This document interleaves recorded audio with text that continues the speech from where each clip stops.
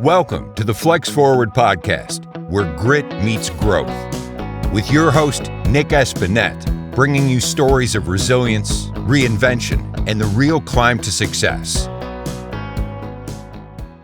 All right, everyone, welcome to the Flex Forward podcast. Today, we're joined by Stephen Eisele. Stephen is the CEO of Lone Star Data Holdings, and he's in the aerospace area. Stephen, I'll let you explain to everyone a little more detail about what that is, but we're glad to have you today. Thank you for joining us, and please let everybody know a little bit about yourself.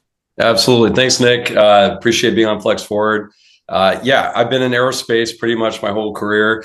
I started out born and raised in Texas, went to school on the East Coast at Johns Hopkins in Baltimore.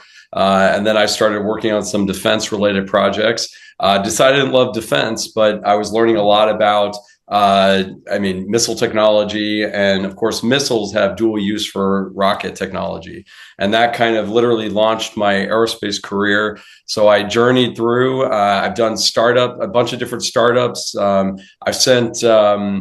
built solar sails for NASA. I worked at the Google Lunar X Prize, which initiated the first lunar landers to go to the moon back in 2010. I've been working with a space tourism company to try to make space stations happen. That was a little bit before its time as well. But then I got on a really cool trajectory working at a satellite manufacturer called Ceres Satellite, and then a launch vehicle company called Virgin Orbit. And at Virgin, I was VP for business and was really part of a company from start to IPO, building launch vehicles, rockets, and just being part of an amazing new space era, which is all about doing things in an entrepreneurial manner, pushing the bounds of innovation and just making it happen because the government can just be too darn slow. And that's awesome. I mean, I know what's going on. We hear a lot about SpaceX and Elon, but just knowing that there's all these companies, because through my whole probably until 10 years ago for the general public, you think about space, anything in space, you think of government doing it. I mean, At least for me, I had no idea.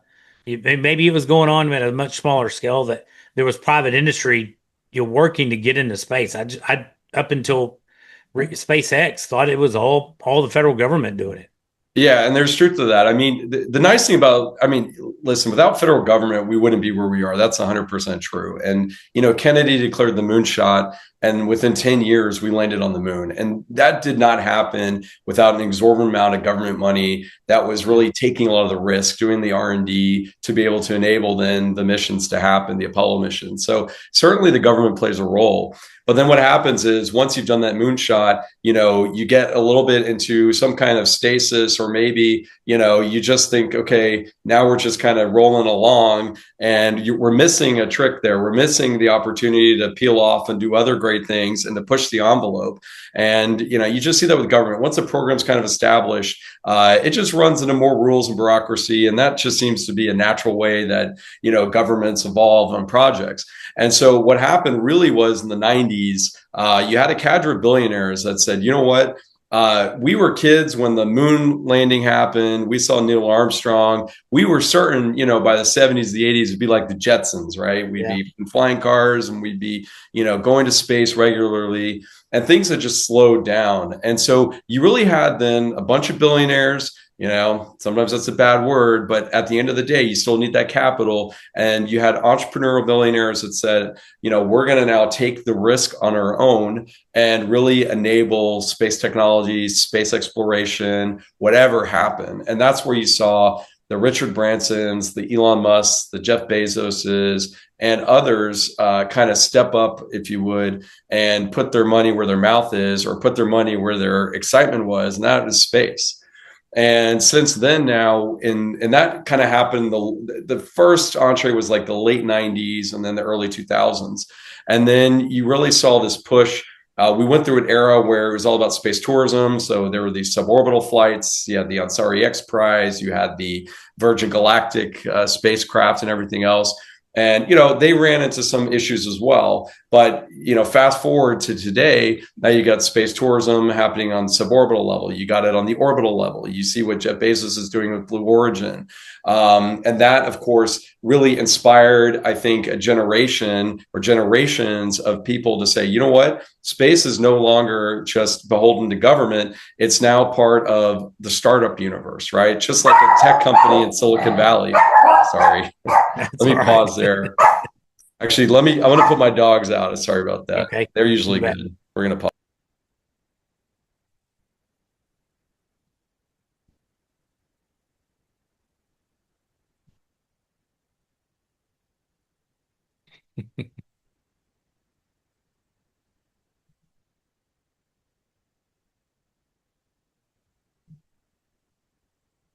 Sorry about that. I didn't know anybody No was worries. home. He wanted to be on the show. He wanted to join. Somebody came on. Usually they're just quiet, but if somebody comes in the house, it's like, oh, we're over. All right, I'll rewind a quick bit, and then I'll get back into it. All right. So you had these billionaires that really kind of set the stage, and that really opened up the opportunity for a new generation of entrepreneurs to step into the fold and say, you know what, we can make this happen as well with low capital startups. Space isn't just about building rockets and satellites. There's software layers, there's payloads that you integrate onto the satellites, there's sensors. You can hardly think of an industry today that doesn't use something in space, whether it's GPS or it's agriculture that looks at soil erosion, or it's tracking logistics like maritime and airplanes, or it's Google Earth using Earth observation, or it's oil and gas for exploration, or it's Starlink for Wi-Fi. And all that came out of that DNA that these private sector individuals kind of set up, built in their companies, companies like Blue Origin and Surrey Satellite, one of the first companies to do small satellites. And what happens then is, these companies get to a level, and then, of course, the labor force goes out there and they go start their own thing. And so you just have this amazing economy of space experts today who are really just going leaps and bounds, pushing the art of the possible, whether it's Earth observation, protecting the Earth for the environment or for exploration, or looking at the moon as a new base to stage operations from, because we want to go to Mars, or you're in the scientific world and you're doing, you're part of a CubeSat mission to Mars or another planet, where we're trying to detect ice or whatever. So, I mean, anything you touch in this world is now somehow influenced by space. Just your GPS in your car, or your phone. That everybody has a smartphone. 99% of the country has a smartphone that's doing something. You use it to map or to look something up. And just the what spun off that, getting entrepreneurs or more in the private sector, I think helps so much, because when it's the government, they, like you said, they kind of just hit a sludge when the bureaucracy gets there and they can't move forward. But with private industry, if something's not working, they can turn and try different things, or and they know they're going to be more efficient, these billionaires, because it's coming out of their pocket, or so they, and unlike the government, sometimes it's like, well, we can keep trying this failing path because we've got an unlimited budget at times, and that's not reality. And it's also very dependent on like administrations, and so oftentimes then you see like the pendulum swing from one to the next, and one time you're focused on like science and okay, how do we learn more about the Earth? And then the next administration wants to do more exploration and like moonshots and so forth. And that is not always helpful, because then you're 4 years is a short window, right? To or 3.5, whatever your time frame is, that you might be switching gears. Exactly. And so the one thing government is useful for is to honestly to create standards. And I know that sounds boring, and sometimes it's the bad word, but ultimately when you're going in that new the next horizon, or the last horizon, if you will, of the last frontier, we need to have some understanding of rules and norms, and it also helps, like a simple idea, right? Standardization of satellite interfaces. If every satellite was built bespoke, it wouldn't connect properly to a rocket, or you couldn't get your payload to connect to it. I mean, same thing with car parts. I mean, standardization really helped that, brings down the cost. It allows off-market parts or third-party parts or things like that to be integrated. And so that's kind of where, governments can play a role. It's like a little bit in the standardization, keep things clear when it comes to legality, jurisprudence, and all that kind of stuff. But then, get out of the way and let the thinkers think. One thing government doesn't love to do is fail too much. But entrepreneurs, they'll risk. Like, to succeed, you have to fail. You got to try it over and over again. And as you try, you keep learning progressively and improving. And Elon's a great example of that. How many rockets did he blow up? How many misfirings did he have trying to land? How many satellites, from Starlink does he still lose today?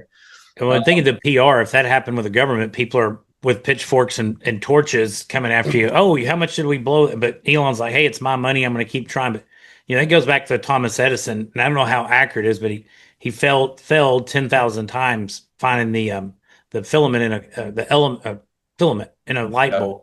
Yeah. So yeah, that's so awesome, and it's neat to see that in the space realm too. That things are going to fail, and I do that with my kids and just working through things. That if you want to have success, you got to fail. If you go through life not failing, you stayed in a pretty tight lane and haven't experimented or tested the boundaries some. Yeah, and there's a lot of risk aversion in today's day and age, and understandably. I mean, back in the day when you had the explorers going to the New World, I mean, there's a lot of risk. People got sick, people died on these journeys, right? Mm-hmm. But without that, frankly, and without that innate sense of I got to go explore and do great things, we wouldn't have the societies we probably have today on the trajectory. And, same thing in space. You have to be able to take some risks. I mean, luckily, you don't need to man or, put a lot of humans on satellites or space vehicles, for that matter, to test it out. So the risk is relatively low when it comes to human lives, but obviously not zero risk when it comes to deep space or space exploration in general. But without the ability to test and fail, we simply won't be able to make the strides that we can make as a nation and as a world. And there's something to be said about why the United States or U.S. companies tend to be more advanced, I'll say, or on faster tracks in the space industry than a lot of other countries in the world. And it has a lot to do with our tolerance of risk, ultimately. Oh, nice. Yeah. When just the free enterprise spirit or entrepreneur spirit, I think, pushes too, and the freedom to do that is awesome. So as you're going, as you've kind of journeyed through your career, is there something that you found easier that maybe others might have found more challenging? Well, that's a good question. Things easier that others might have found challenging. So I've always worked on the business side, even though I've got extensive background. Working with engineers, working certainly, interpreting and developing engineering related documents. It's been interesting to see I would say there's definitely differences in how people think when you're working on the business and strategy side. Of course, everything you write down on paper, you think is possible until an engineer tells you that actually you're violating the laws of physics. So step back there, bro. And that's always the love-hate between the business side and the engineering side. Is business wants to innovate and just imagine something grand, and then reverse engineer how to build it. And the engineers, of course, looking at more of a top-up approach and kind of take things kind of a little bit more deliberately, let's say. And both are incredibly valued and warranted. Sure. But so for my career, I think I think pushing outside the box, thinking a little bit, just being creative, even on some engineering projects, or how you structure contracts, or being creative, like maybe you take a little equity, or you do profit share instead of putting out a bunch of capital expense up front, right? Those are things that in space, just as you need to be innovative with your design and your technology, I think you need to be innovative with how you can pull together business deals. Sometimes they require coalition. Sometimes they require creativity on the back end, how these deals are made that you don't always find in other industries where it's a little bit more straightforward. I build widget X and you pay me Y. And so, and that willingness to collaborate and pull back and forth, I think is something that this industry had to learn, just because there are so many challenges and risks involved. How do you insure something that's never flown before, right? I mean, most insurance companies wouldn't tackle it. So you got to get really creative with how you structure deals. And I think space is fairly unique in that front. And I've always been like a creative deal maker. And that to me has come easy, I would say. And I notice my counterparts may struggle with that a little bit, thinking a little bit more linearly on how to do things. And that's great that you can be that puzzle piece with those engineers that are more like probably very linear thinkers, but you're like, let's get out of the box from your business side and to be able to pull those things together. And you need that because, those guys may have the greatest engineering or science ideas in the world, but they need funding. They need an audience to want to invest in it and get excited about it. So what a great that all your puzzle pieces can come together to make it happen. Well, and that's so true. And I think and that's good advice, I think, for anyone looking to start up, and especially in the space industry. It's finding not only, smart people around you, and usually the focus, engineers love hardware, or maybe they love software. They like to tinker with things. And of course, that ultimately is the widget or the thing that you're building, to do all these great things in space. But ultimately having the right cast of characters who complement your skill set, who think differently than you. Diversity of thought is incredibly important, I think, in these types of industries, so that it used to be like, the top lawyer would kind of rise to the top and become the CEO of the law firm, or, maybe a doctor would become an administrative of a hospital, but that's not necessarily always the path that's best to run a business. Right. And so that's why I think it's always good to keep, the mind open a little bit to these complementary, parties. Oh, there was a book I read, A Working Genius, I think, but it talks about that just because somebody's the best salesman, you may promote them to the manager, but there may not be a very good manager. No fault to them, but they're a great salesperson. And so they just get moved into the next position upwards. That may not be kind of, you talked about being an integrator, kind of you have these great ideas and you need somebody to implement them. Sometimes it's just different personality types, different business types that we have, and being able to puzzle those together is great. So Stephen, if someone's listening right now and wants to get better at doing something, is there something that you've come across, podcast, book, something along those lines that you would recommend? Oh, good question. So, I mean, two tracks. One thing I would say is the most important thing for me was mentorship, actually. Mm-hmm. So, and that's maybe what a podcast in a way does, is that like you benefit from a podcast or even a good book, because it's giving you kind of like steps of, somebody who's done it before you can, lay out these steps and say, now go with confidence because I've done it before, right? That's ultimately what I think inexperienced people are looking for, because, I still remember my very first job. I did a great project. I was a consultant, and they were like, oh, this was so awesome. Why don't you present this to the client? And, I was like, oh yeah, great. I know this in and out. So I went into a boardroom, and I went in there, and I was, 23 years old, and everyone to me looked like they were 100. I mean, they might as well have been like super experienced. They're probably in their 40s and 50s, but they looked ancient to me. And there was like 20 people, at least 3 times my age in the boardroom. And I had to get up there, and suddenly, my big packet of work, I realized I had to condense down into, a few minutes of, clarity. And just staring in the boardroom and looking at all the faces, I completely blanked. I mean, I basically, shit the bed. And it had to do, looking back, I realized like nobody taught me how to go into a boardroom or how to present properly or what to expect or how to overcome maybe a fear of that discussion. Right. And I was so confident in my work, but I didn't it didn't occur to me that, just practicing ahead of time or coming up with some key bullets, or even like, how do I look or address the crowd would be a thing, right? And I think about that a lot because it's so simple, but at the same time, like I lack that experience. And so I always tell people, like, you might be the smartest person in the room, but you might lack experience to pitch something or to respond to something or media training, or it could be a number of things. And so how do you learn from that? And of course you learn by doing, but you also learn, and the cheat code is, find a mentor.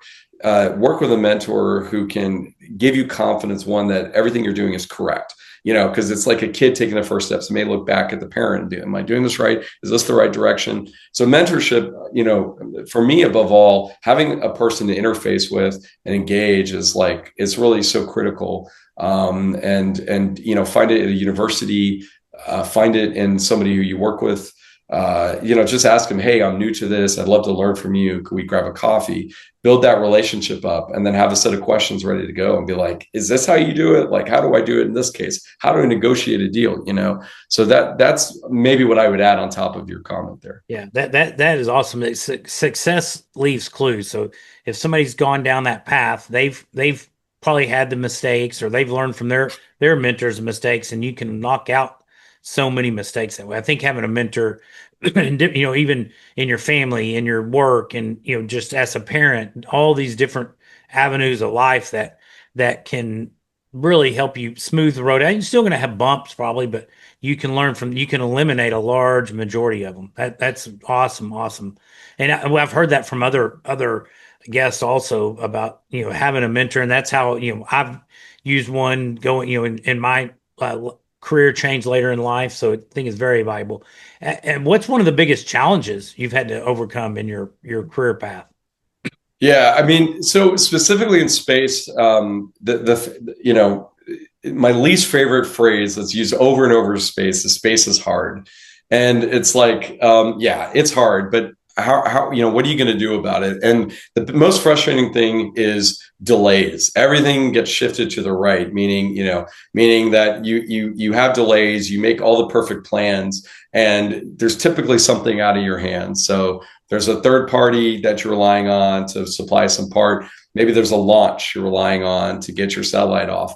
And that applies in life in general. Like anytime you're an entrepreneur, especially, and you're trying to start something up and you're trying to get things out the door. I mean, schedule is incredibly important because that's how you're budgeting. That's how you're planning. That's, how many personnel you need. I mean, if your launch delays 6 months and your entire business is dependent on getting that satellite to space, for example, that's 6 extra months you probably weren't counting on keeping the lights on and, running a company necessarily. So, being able to plan for the unexpected, or even maybe it's like the known unknown. So, something's going to delay. How do I, prepare for that is incredibly difficult.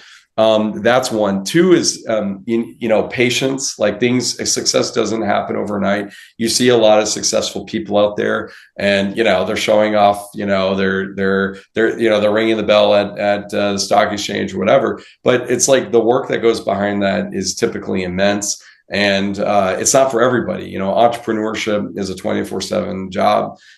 Period. You don't really get an off day. So I think patience and diligence is absolutely important. And, I've had personal challenges throughout my career. I've had launch vehicles not work, rockets that failed and so forth. And then having to face the customer and be like, yeah, we screwed up, or this happened, how do you deal with that? And I've been in situations the other way around where I had a client or a customer or partner or somebody who messed something up, and then they just avoided you. You didn't hear from them for months and months and months, and that's not the way to do it either. So I think you just have to kind of sack up, bite your tongue and go for it, and you just kind of take the reverb that comes with it, but you'll be a better person for it, and things become easier. But yeah, those are definitely some big lessons for sure. And it's not going to be easier a month or 6 months whenever you do face the music, so to speak. Yeah. It's just better. Even though I think sometimes you naturally just want to go, let me kind of duck in the corner over here, but it's definitely no, let's sack up, like you said, and take the step forward and face the music and get going. So good And stuff. people So are forgiving. Like when you fail or something happens, I'll say, if you just, if you apologize or explain it, as for long as you sure. didn't do anything, on purpose that was bad, people are forgiving. And that's, Yeah. I think, Well, a especially if key you've lesson. done all you can in your due diligence and prep, there's very few things that are 100% guaranteed in life. And especially as an entrepreneur or you're doing something out on the edge or business, because there's, like you said, things out of your control. The weather for your launches, maybe it's raining that day, and then I don't know, if things have to line up with the certain stars or whatever you're Absolutely. lining up to, you may not have an opportunity for months, and heck, it may rain again on that day. Your one little window may be raining or windy or whatever. It's a lot of things out of your control sometimes that. But I think being transparent, when we've had challenges on properties, we try to say, hey, here's what's going on, here's what we're doing to improve it or remedy resolve it.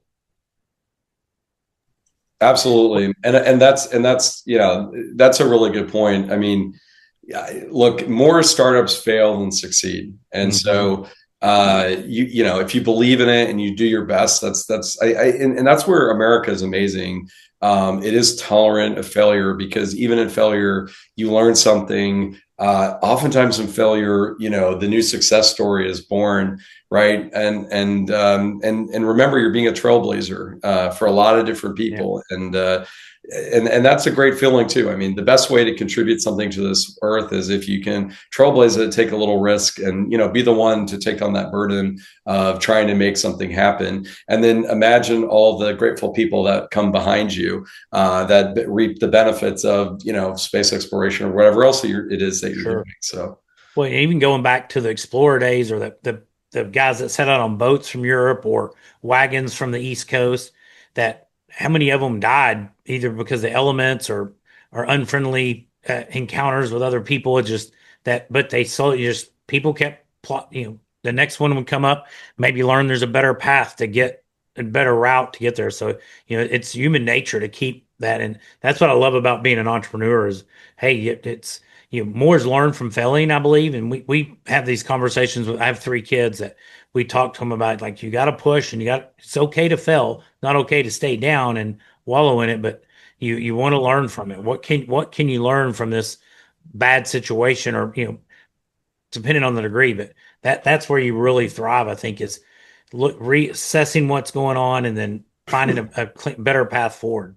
right. Yeah, I totally agree. And so now my project, we're building data centers in space, which is, a lofty goal at best. But, I'll just give a quick anecdote. So this project started about 3 years ago. And what we want to do is build basically the most secure way to store your data.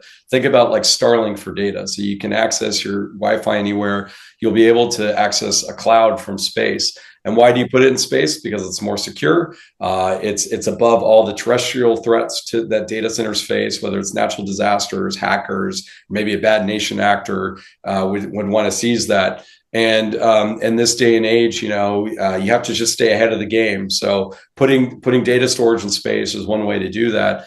But I would say not that many people believed in it 3 or 4 years ago when we first started. And there's a lot of naysayers and why would you do that? Does it make sense? And this and that. And and then in the last 6 months or so, from when we're talking here today, Elon Musk, Jeff Bezos, Eric Schmidt of Google, on and on. Everyone's talking about doing data centers in space. So you never know when you'll get like a pick me up as well. If you really believe in what you're doing, and then the rest of the world will catch up. I mean, that's what it means, I think, to be an innovator. It's like you have to be a little bit ahead of either your time or ahead of the game, or you're ahead of what somebody's already thought of. But if you're doing it when everybody else is doing it, you're not going to make a profit on it. I mean, you're wanting it, there's benefit to humanity, but you're also risking your money, investor money to make money in Yeah, the end. And if everybody's jumping in at that time, it's probably going to be your equity multiple is not going to be there. So that's fascinating putting the data centers because some of the pushback on the terrestrial ones, water consumption and electricity. So I would assume it's very cold in space. So the water is to cool things. So you probably don't need the water. And right. then how are you guys powering?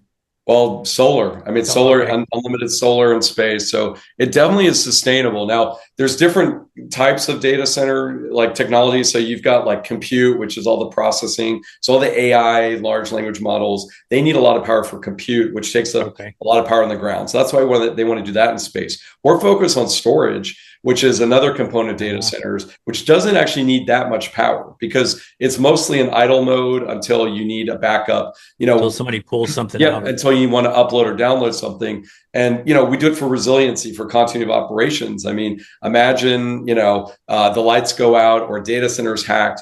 I mean, when people talk about the cloud, where is the cloud? It's servers in a data center, right? All your goods, all your stuff is, everything digitized from currency to, your podcast to everything else that you build today. It's in a server in a data center. And those are not impenetrable. They're not invulnerable. Sure. I mean, there's a lot of things that could happen to them. And so, as we're growing into a digitized world, like that is the new gold or oil, I guess you could say. I mean, it's incredible, valuable commodity. So we have to figure out ways that we can safeguard it, but in a way that, you could do it like cold storage, like where it's offline, but also immediately accessible when you need it. And so space is one of the few domains, that enable that.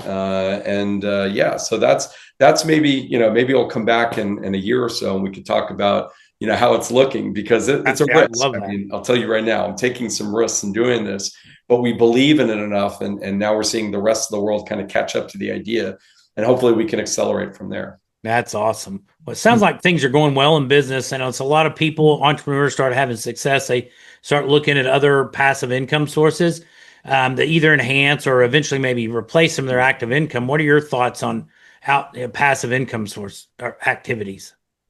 In space in particular? Or in general? Just maybe even real estate or just different alternative investments that may be unrelated to your business. Yeah. I mean, listen, in the society we live in today, it seems like more and more people need side hustles or ways that they can make passive income because, with inflation and wages not keeping up, things are upside down, the cost of homes. I agree. I mean, passive income is good. I mean, personally, I invest, in stocks, crypto as well. I've been a big believer in that for a while. I mean, one thing you can certainly do, once you have, I'm going to make up an arbitrary number, let's say 10 years experience in your field. There's a lot of consulting opportunities where you can work an hour or two. Again, it's in a way, consulting is mentorship, right? Getting back to that conversation, because you want to talk to an expert who's done it before. And in 1 hour, I can glean from you, a wealth of knowledge where instead of me just trying to figure it all out by myself and make a bunch of mistakes, you can kind of guide me through, some of that treachery and avoid kind of those types of things. So I personally, I consult a little bit on the side, or I'm sitting on boards like advisory boards, and maybe that's not the typical side hustle, but those opportunities are certainly there, especially if you've been able to kind of like grow your niche market and knowledge in that field. So, I certainly applaud people who do that.